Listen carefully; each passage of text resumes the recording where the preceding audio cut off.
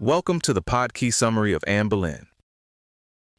Anne Boleyn's story is one of those moments where a deeply personal royal drama spills out and rearranges a whole country. Her relationship with Henry VIII helped drive England's break with Rome. Her rise showed how much influence a queen could wield, and her fall showed how quickly that power could vanish when dynastic expectations and court politics turned against her.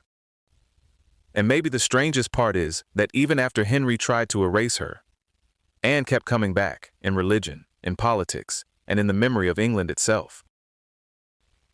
What set Anne apart early on was that she refused to be Henry's mistress.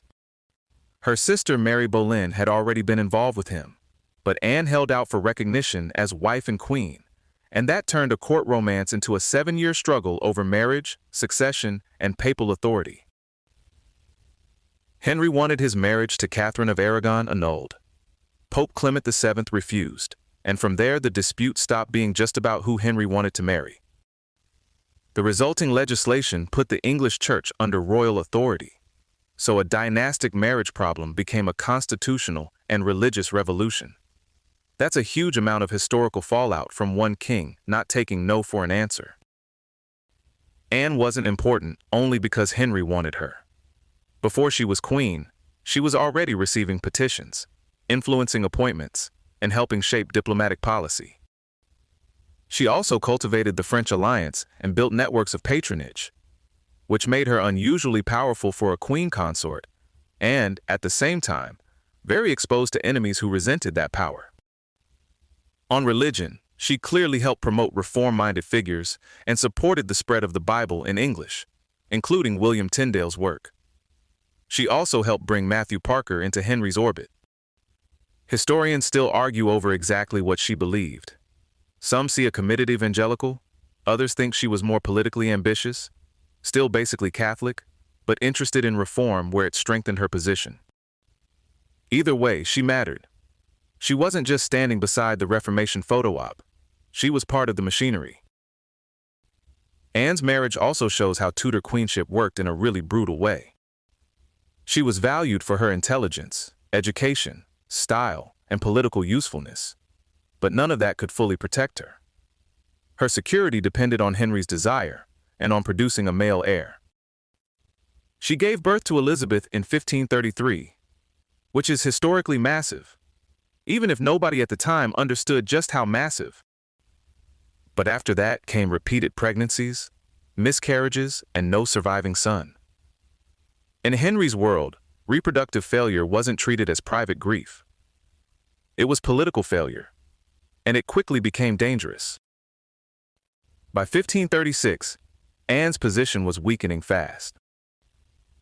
After she miscarried a male fetus in January of that year, Henry began courting Jane Seymour, and you can feel the cold logic of Tudor monarchy kick in. A queen who had once been the answer could suddenly be recast as the obstacle. There were also real policy disputes around her. Anne favored using former church revenues for charitable and educational institutions, and leaned toward closer ties with France.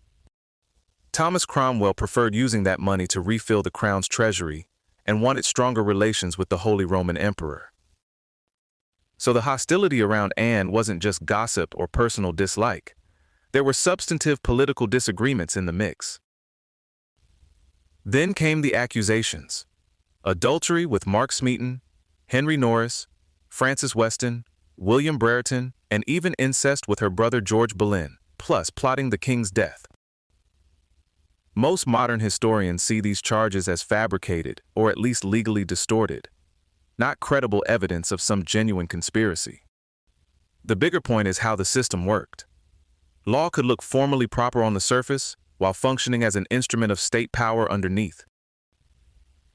Once the king had decided Anne was to fall, acquittal was basically off the menu. This is where historians start arguing in earnest. One view is that Cromwell engineered Anne's destruction during those fights over church wealth and foreign policy. Another is that Henry himself decided to replace her, and Cromwell simply carried out the necessary work.